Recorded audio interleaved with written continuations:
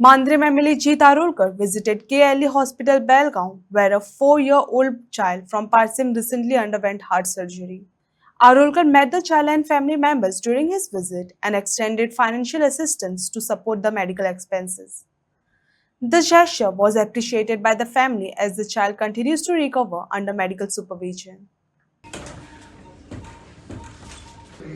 नाही नाही नाही हे बी ऑर्डर आणि तुमच्या सगळ्यांचा आशीर्वाद आहे.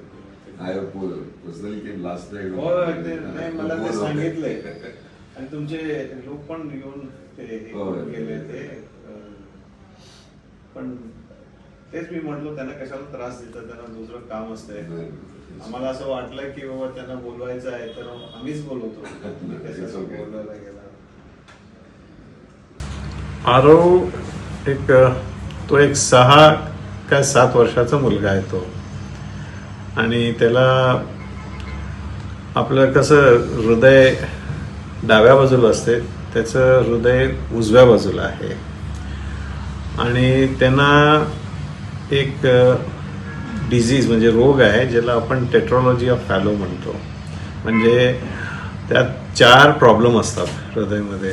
एक झडप बारीक असते आणि एक होल असते आणि परत ते थोडं चेंजेस असतात हार्टमध्ये. आणि त्यांचं जे ऑपरेशन झालं त्याला आपण टोटल करेक्शन नाही तर इंट्राकार्डियक रिपेअर म्हणतो. म्हणजे सगळं क्लिअर करायचं. ते सगळं ऑपरेशन सगळं चांगलं झालेलं आहे आणि ही इज डुईंग वेल. सध्याला काय आहे की त्यांना अजून ICU मध्ये आहे आणि अजून 1-2 दिवस लागणार त्यांना ठीक व्हायला. आणि तो ठीक झालं की मग त्यांना परत पेडण्याला पाठवून देतो आम्ही त्यांना. कसं असते लहान मुलांचं जे ऑपरेशन असते ते थोडं ट्रिकी असते आणि त्यांचं ऑपरेशन नाही केलं तर ते हार्ट फेल होत जात असते.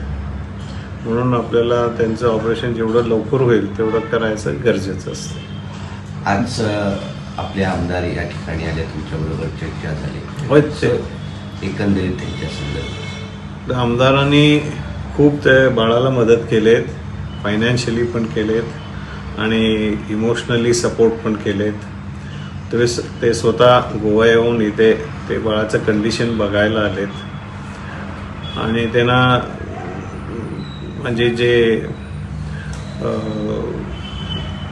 ते आपण म्हणजे हार्टफेल्ट त्यांना ते बाळाचं काळजी आहे. आणि मी त्यांच्याशी आता डिस्कस केलं आहे आणि त्यांना जे कंडिशन आहे ते सगळं सांगितलेलं आहे. हे असं पहिल्यांदा नाही आहे आणि कितीतरी पेशंट पाठवत असतात आणि कितीतरी लोकांना ते मदत करत असतात. गोव्यामध्ये हे एक चांगलं काम आहे की आमदार स्वतः पेशंटची काळजी घ्यायचं. एक फॅमिली मेंबरसारखं असतात ते. सो ते चांगलं केलेलं आहे आणि आम्ही खूप आभारी आहे त्यांचे की त्यांनी ह्या पेशंटला सगळं मदत करू शकतात. समजा डॉक्टर तुमची गरज गोव्याला पडली तर तुम्ही तुमचं योगदान देऊ शकता का? मी तर गोव्याला माझं सेकंड होमच म्हणतो. कारण गोव्याचे केवढे पेशंट्स आम्ही ऑपरेट केलेले आहे आणि खूप करत राहिलो आहे. गोव्यासाठी केव्हा पण कोणी पण बोलवलं, काय पण मदत पाहिजे असेल तर आम्ही कधीही तयार आहे. त्यात काही प्रॉब्लेम नाही आहे.